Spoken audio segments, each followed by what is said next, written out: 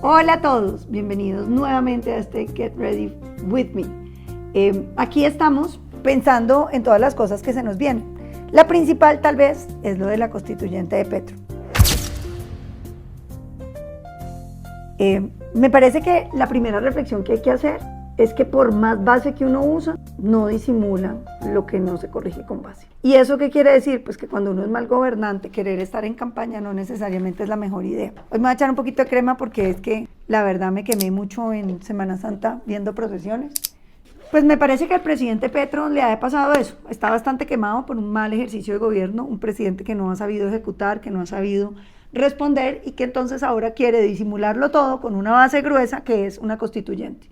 El problema del gobierno no es de constituyente, el problema del gobierno es la falta de ejecución. Entonces dice que necesitamos realizar la existencia digna de los colombianos. ¿Y quién se opone a eso? Todos queremos eso. El problema no es que la Constitución diga que no se vaya a hacer, ahí está escrito. El problema es vaya y cúmplalo. El problema es cómo enfrentamos la corrupción, cómo enfrentamos la cantidad de mafias que se han tomado el poder local, donde la plata llega, no se hace. ¿Qué les parece a ustedes que uno se encuentre unos proyectos para acueductos que valen el doble de lo que costarían si uno los hiciera decentemente? Entonces ahí hay una serie de preguntas que uno se hace y por más que uno se eche base, no se va a disimular el tema de que el gobierno le ha ido pésimo gobernando. El presidente habló de 9 temas, dizque para la consideración de los colombianos. Voy a tratar de irme maquillando con los nuevos temas a ver qué me inspiran.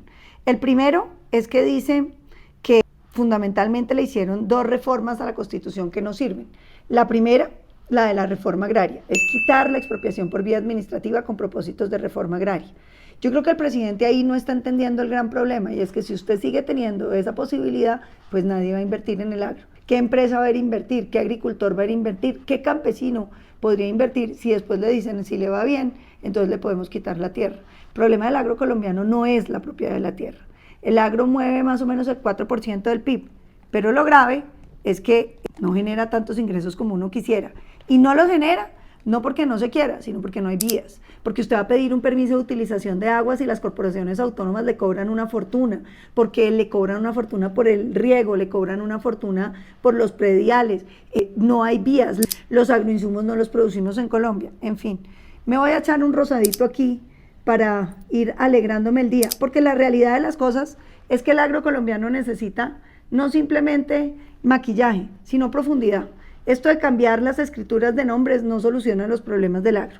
¿Cuántos campesinos hoy estarían dispuestos a vender su tierra bien vendida para urbanizarse? Aquí este café oscuro abajo me gusta porque es que uno tiene que dar un símbolo de profundidad. Mire, hay un estudio que es súper interesante de un académico que mostró que la reforma agraria que se hizo en los años 60 funcionó, pero no porque la gente se quedara siendo campesina, sino porque vendió la tierra, se urbanizó y educó bien a sus hijos. Ahí viene el segundo punto del presidente Petro, que me parece que hay que delinearlo bien. Él dice que el hecho de haber cambiado la fórmula de cómo se distribuye la plata de la educación, es decir, que no crece cada año y que en teoría le perdieron 200 billones de pesos, es la razón por la cual la educación pública está mal. Y eso no es verdad. Vamos a delinear este problema bien, porque el primer problema no es la plata, el primer problema es la calidad. Y la calidad no siempre está ligada a la plata. Fíjense ustedes, nosotros tenemos universidades fantásticas de las públicas, como la Universidad Nacional, pero tenemos unas pésimas públicas, que no porque sean públicas uno puede disimular que son universidades de garaje. Entonces delineemos el problema bien. Mire, yo me he hecho delineador por fuera del párpado para dar profundidad y también por dentro para que la mirada quede bien delineada. Y entonces me parece que ahí hay que pensar en lo siguiente: ¿dónde está la evaluación de los docentes? ¿Dónde está la capacidad de exigir resultados? Ustedes han visto que hay mucho profesor que simplemente entra y se queda ahí y no hay cómo sacarlo a pesar de que no esté dando buenos resultados, a diferencia de las universidades privadas donde todo el tiempo se está vigilando la calidad. Ni qué decir de la educación media y básica, que francamente sí nos genera un problema sumamente grave, porque si usted tiene plata en Colombia, usted puede tener buenísima educación, pero si usted está preso en el sistema público, pues simplemente no tiene ninguna calidad, o puede tenerla, porque hay colegios buenos, pero la gran mayoría se han ido volviendo malas. ¿Qué les parecen a ustedes? Que durante la pandemia, cuando los colegios privados volvieron a estudiar, para darle garantías a los niños de que se educaran. Los colegios públicos estuvieron 2 años, ¿sabían eso? 2 años desescolarizados. Habla el presidente del daño de la pandemia, pero no cuenta cómo un sindicato se encargó de decir que los profesores del sistema público no podían volver porque de pronto se enfermaban, mientras que los profesores del sector privado sí volvieron y los niños sí tuvieron colegio. El mayor problema de equidad en Colombia es la falta de educación de calidad para quienes necesitan más. Por eso me voy a echar delineador por dentro, porque hay que entrarle al fondo del problema, y el fondo del problema es que necesitamos bonos escolares, porque con los bonos escolares el padre de familia, usted puede escoger el colegio donde va su hijo. Nosotros lo estamos proponiendo solamente para las poblaciones más pobres, pero yo creo que eso podíamos pensarlo como una verdadera alternativa, y adivinen qué, no se necesita reforma constitucional. El presidente Petro habla del ordenamiento territorial, que me parece a mí que se parece mucho como a los pintalabios. Sí, usted quisiera que la boca quede perfectamente delineada y que el mapa colombiano esté totalmente ajustado a los intereses de cada región de Colombia, pero eso no es tan fácil. Si usted le va a proponer a una persona, por ejemplo, de Cartago en el Valle, que tienen mucha ascendencia paisa, que casi que son del eje cafetero, que se salgan del Valle, yo me pregunto si querrán salirse, porque es que hay tradiciones, hay como un compromiso regional. Eso de romper los departamentos, como quiere el presidente Petro, quitarle el Urabá a Antioquia, quitarle el Magdalena Medio a los departamentos que corresponden, yo no lo veo tan fácil. Entonces él se imagina como que él, buenamente, puede saber cómo debe ser la distribución de Colombia, cuando en realidad las distribuciones surgen y se han ido manteniendo y tienen una serie de tensiones que no se pueden desconocer. Mejor dicho, usted se echa el pintalabios lo mejor que puede, no siempre le queda bien y en general es difícil delinear. Yo, por ejemplo, no uso lápiz para hacer delineaciones como él pretende, un lapicito para pintar todo Colombia. Yo me echo el pintalabios más o menos por donde está la boca. Y luego viene lo de las reformas neoliberales que manejan el sector del trabajo en Colombia, dice el presidente. Explícitamente, lo que intentamos en estos meses que vienen es sacar el país del neoliberalismo. Yo me quiero echar pestañina para eso, para poder ver bien eso. Porque una cosa es decir que uno quiere que los colombianos ganen más. Usted no quisiera que todos los colombianos ganen más, yo también. Pero ahora, usted que tiene un negocito, ¿usted podría pagarle más a quien trabaja con usted? Y la respuesta es, no, si me ponen a pagarle más, pues no soy capaz. Y entonces uno se pregunta, ¿será que es que los salarios se ponen de acuerdo a lo que uno quiere o a lo que la economía es capaz de pagar? Porque viven diciendo que las reformas que flexibilizaron el trabajo en Colombia no dieron los resultados esperados, es decir, no crecieron el trabajo. Primero, eso es mentira, porque todos los estudios serios que hay sobre la materia dicen que sí, que efectivamente sí aumentaron el trabajo. Pero lo segundo es creer que si uno vuelve más duras las normas laborales y encarece el trabajo, entonces quienes hoy tienen trabajo van a seguir teniéndolo. Lo que puede terminar pasando es que muchas de las empresas, recordemos que más del 90% de las empresas de este país están entre medianas y pequeñas, terminen bajándose a la informalidad. Y bajarse a la informalidad es que dejan de pagar impuestos, es que no reconocen la seguridad social de sus trabajadores. Lo que uno tiene que lograr es todo lo contrario, la escalera de la formalidad, que la hemos presentado y que ya está aprobada, que creó el INVIMA artesanal, que bajó los impuestos regionales, que logró que podamos tener el registro de Cámara de Comercio para unidades productivas gratuito para las que son pequeñas, porque esa es la manera como nosotros podemos ver el país, no simplemente diciendo que por lo que uno quiere, eso es lo que debe pasar. Oiga, y tengo que hablar de la de 2.0, que es mi escalera de la formalidad, y para eso me voy a delinear un poquitico más, porque es que esto es lo que le falta al país, delinear un poquito los problemas que tenemos. Con este azulito me voy a echar aquí. ¿Por qué? Porque es que imagínense que a todas las empresas las ponen a hacer una cantidad de trámites ante el Estado. Eso vaya y haga trámites ante el Estado, como si no costara. Cada empleado que tiene que gastarse haciendo trámites entre el Estado, llenando formularios, pues hay que pagarlo, vale un montón de plata y es gente que ya no está trabajando en la función de la empresa.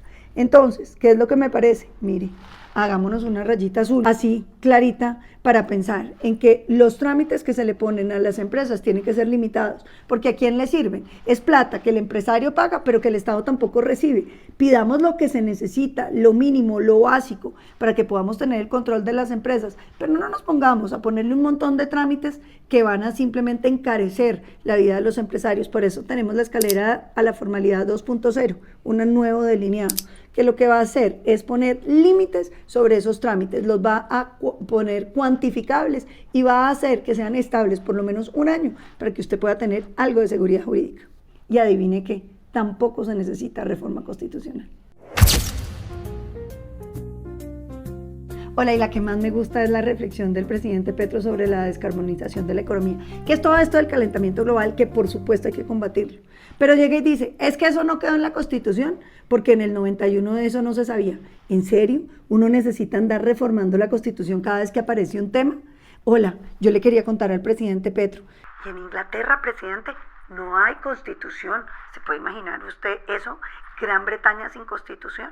Entonces uno se pregunta, ¿en serio uno necesita escribir todo para hacerlo? Porque el presidente Petro dice que como no está en la Constitución hay que meterlo. Yo le quiero contar que este país viene haciendo cosas en materia de transición energética desde tiempo atrás. De pronto usted no se había enterado, pero aquí tenemos biocombustibles, aquí tenemos la mayor flota de carros eléctricos de toda Latinoamérica. Claro, también tenemos la más vieja de toda Latinoamérica, pero también hemos hecho inversiones gigantescas en energías alternativas. Fue usted el que le subió los impuestos para volverlas un poco inviables, porque le puso impuestos tan altos como las que tienen hoy el carbón. ¿Y qué le parece? Que fue usted también el que le puso más impuestos a las hidroeléctricas, que van directamente a la tarifa, pero que sobre todo fue la izquierda colombiana la que ha impedido que se hagan más hidroeléctricas en el país, incluso las de filo de agua, que eran fundamentales para la producción energética.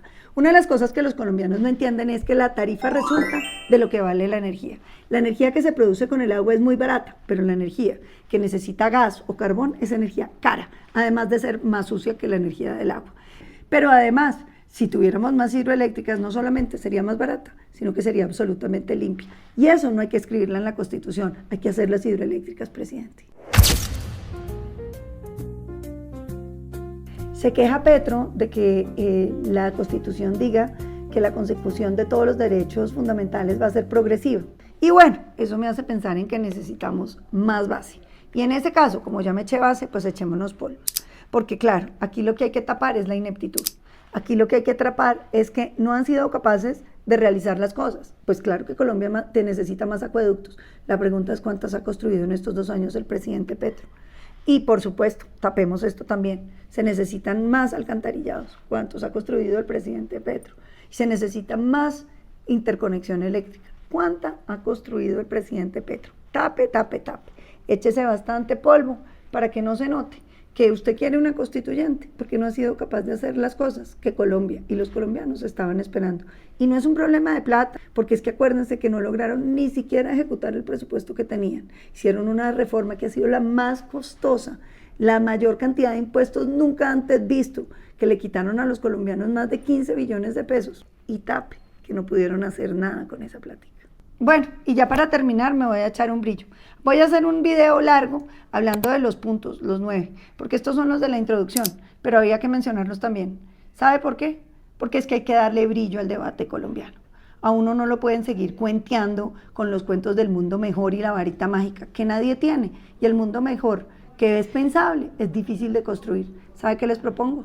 Démosle brillo a este debate, sobre todo poniendo los puntos sobre las sillas, hablando de las cosas que son posibles, de las que se necesitan, pero sobre todo, el brillo de los políticos no es hablar, es hacer.